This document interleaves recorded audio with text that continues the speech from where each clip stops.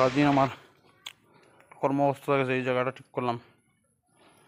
ওটা শাক দিব, এখানে শাক রোপণ করবো।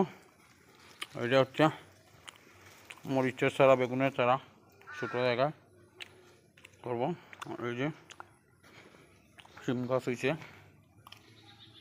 উঠতেছে, লাউ গাছ উঠছে, এখানে শিম গাছ আছে। এটা পুরোটা আজকে পরিষ্কার করছি, সারাদিন সকাল থেকে শুরু করে থেমে নেই। এই জায়গাটা পরিষ্কার করছি, অনেক ছিল গাছ।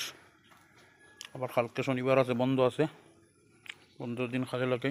এই যে শিম গাছ বড় হয়ে গেছে, উঠতেছে। এতদিন পরিচর্যা করতে পারি নাই, সময় পাচ্ছি না, অফিসের ব্যস্ততা, পারিবারিক ব্যস্ততা, এছাড়া তো আরও অনেক ঝামেলার মধ্যে সবসময় থাকা হয়। অল্প অল্প করে শুরু করছি, এখনও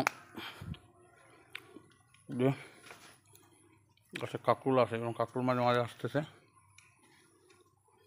কয়েকটা ঢেঁড়স গাছ আছে, ঢেঁড়স গাছ ঢেঁড়স ধরে। কিছু শাক আছে, মাঝে মধ্যে শাকগুলো খাওয়া যায়। এখনো ওই পাশে জায়গা আছে, কি লাগাই, তারপরে কি হয়, কতটুকু হয়।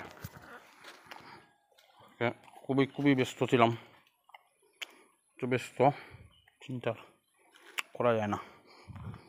পরিশ্রম হয়েছে, অনেকদিন পরে আজকে ক্ষেত্রে কাজ করছি। নিজে কাজ করলে যে করলাও, যে করলা দেখেন, করলা আছে, কিছু সবজি মাঝে মাঝে হয়। আসলে নিজের সবজি অল্প হোক, সেটা যে সুস্বাদুভাবে খাওয়া যায়, এই একটা একটু। আর এগুলোতে পরবর্তী লাগাবো চারাগুলো, প্রচুর গাছ এখন আছে। ওদিকে কালকে সুস্থ থাকলে, সব কিছু থাকলে, এই যে শিম গাছ উঠতেছে,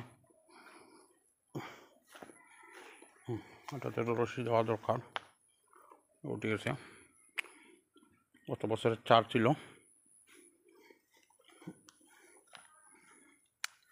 এতে আরেকটুকুই।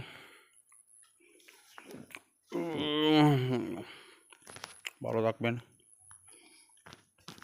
আর সবাই পাশে থাকবেন। ধন্যবাদ, এই পুরো ভিডিও দেখে থাকেন। Tata, bye bye, good bye.